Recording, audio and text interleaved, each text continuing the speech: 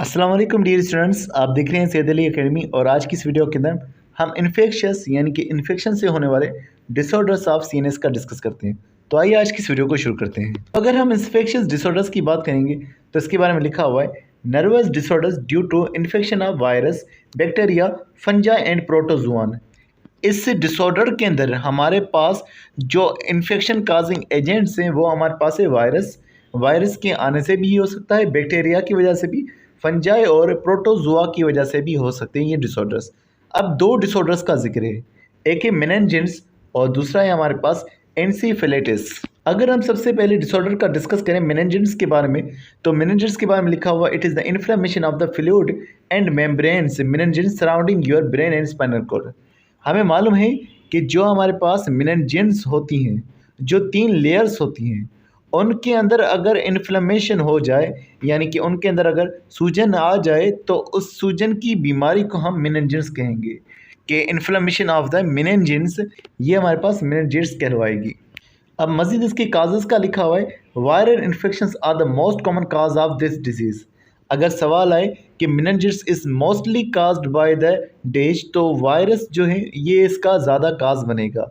उसके अलावा मज़ीद लिखा हुआ है followed by bacterial infections, bacteria की वजह से भी इन्फेक्शंस हो सकते हैं, and rarely fungal infections. Fungi इसके अंदर बहुत ही कम जो है हो सकता है, तो फंजाई के कम होंगे, लेकिन वायरस के सबसे ज़्यादा वजूहात इसमें हो सकती हैं। मज़ीद अगर हम सिम्टम्स की बात करेंगे, निशानियों की बात करेंगे, तो लिखा हुआ है usually include sudden high fever, बहुत ज़्यादा बुखार हो सकता है, स्टिफनेस इन द नेक, गर्दन के अंदर जो है वो ठोसपन आ सकता है, एंड हेडेक विद नोसिया और वोमिटिंग, सर का दर्द भी आ सकता है, और उसके अलावा वोमिटिंग और नोसिया भी हो सकती है। नोसिया का मतलब है कि हमें ऐसा लगेगा उल्टी आ रही है, वोमिटिंग आ रही, लेकिन आएगी नहीं। इट में काज पैरालिसिस, कोमा और डेथ, इसके बाद के मामला पैरालिसिस भी हो सकते हैं, कोमा और इवेंचुअली आखिरकार डेथ भी हो सकती है। अब अगर हम बात करेंगे ट्रीटमेंट के बारे में, तो ट्रीटमेंट के बारे में लिखा हुआ है treatment depends on the type of the disease पर डिपेंड करेगा, फिर उसका ट्रीटमेंट दिया जाएगा।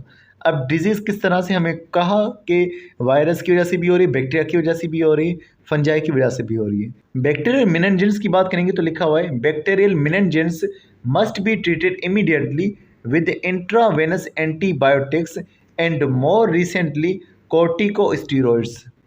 अब इसके हमारे पास दो तरीक़ेकार हैं बैक्टीरियल मेनिंजेस को ट्रीट करने के। पहला लिखा हुआ है हमारे पास इंट्रावीनस एंटीबायोटिक्स। अब ये जो इंट्रावीनस एंटीबायोटिक्स हैं, इंट्रा का मतलब है अंदर, वेन्स के अंदर एंटीबायोटिक्स को दाखिल किया जाएगा ताकि वो बैक्टीरिया के खिलाफ लड़ सकें, और उसके अलावा कॉर्टिकोस्टेरॉइड्स भी दाखिल किए जाएंगे। कॉर्टिकोस्टेरॉइड्स हार्मोन्स होते हैं जो इन्फ्लेमेशन को कम करने का काम करेंगे, तो इन्फ्लेमेशन भी खत्म होगी और बैक्टीरिया को भी किल किया जाएगा एंटीबायोटिक्स के ज़रिए से।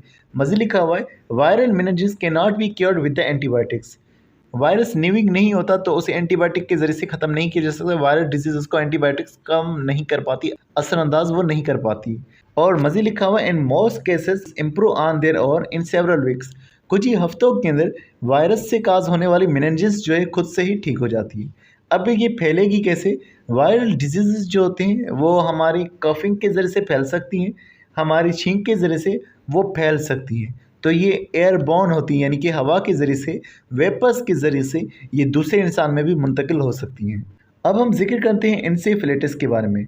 तो ये क्या है? ये भी इन्फ्लेमेशन ऑफ ब्रेन है।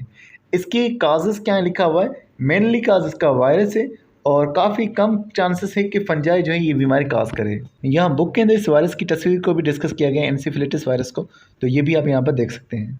अब इसके बारे में अगर हम बात करेंगे, इसके सिम्टम्स, अलामात के बारे में, तो लिखा हुआ है सिम्टम्स इंक्लूड फीवर, बुखार होगा, हेडेक होगा, और उसके अलावा कन्फ्यूजन भी ब्रेन के अंदर महसूस होगा, और उसके अलावा लिखा हुआ है मसल वीकनेस भी हो सकती है, डिमेंशिया, मेमोरी लॉस भी हो सकती है, इरिटेबिलिटी यानी कि परेशानी भी उस इंसान को हो सकती है। अब अगर हम बात करें ट्रीटमेंट के बारे में, इलाज के बारे में, तो लिखा हुआ है encephalitis needs to be treated urgently, इसको अर्जेंटली जो है ठीक किया जाए। अब इसका ट्रीटमेंट किस तरह से होगा, तो लिखा हुआ है treatment involves tackling the underlying cause, कि हमें पता चले कि काज क्या है, कौन सी वजह है, और उसके बाद ही फिर उसका ट्रीटमेंट होगा, क्योंकि ये भी जो है मेनिंजेस की ही तरह बैक्टीरिया की वजह से भी हो सकती है, वायरस की वजह से भी हो सकती है, और बैक्टीरियल डिजीज़ का ट्रीटमेंट डिफरेंट होता है वायरल डिजीज़ के मुकाबले में। तो अंडरलाइंग काज जो है वो ज़रूरी होता है, पता चले वजह क्या है, और उसके अलावा रिलीविंग सिम्टम्स, यहाँ इसका मुराद ये है कि जो सिम्टम्स हैं यानी कि जो पेन वगैरह हो रहा है, इन्फ्लेमेशन हो रही है, उसे आराम दिया जाए। तो इसके लिए एंटी इन्फ्लेमेटरी ड्रग्स दी जाएंगी, जैसे कि कॉर्टिकोस्टेरॉइड्स हैं वो दिए जाएंगे ताकि सिम्टम्स जो हैं वो रिलीव हो सकें, वो जो है आसान हो सकें। उसके अलावा लिखा हुआ है सपोर्टिंग बॉडीली फंक्शंस, कि जो बॉडी के काम है, अगर ये सारा मामला ठीक हो गया तो बॉडी के काम भी ठीक से हो पाएंगे, क्योंकि उन कामों का ताल्लुक इस ब्रेन के साथ होता है। तो डियर स्टूडेंट्स, आज के में बस इतना ही था। उम्मीद करता हूँ वीडियो आपको पसंद आई होगी। मिलते हैं नेक्स्ट वीडियो में, तब तक अपना बहुत सारा ख्याल रखिएगा। अस्सलाम वालेकुम।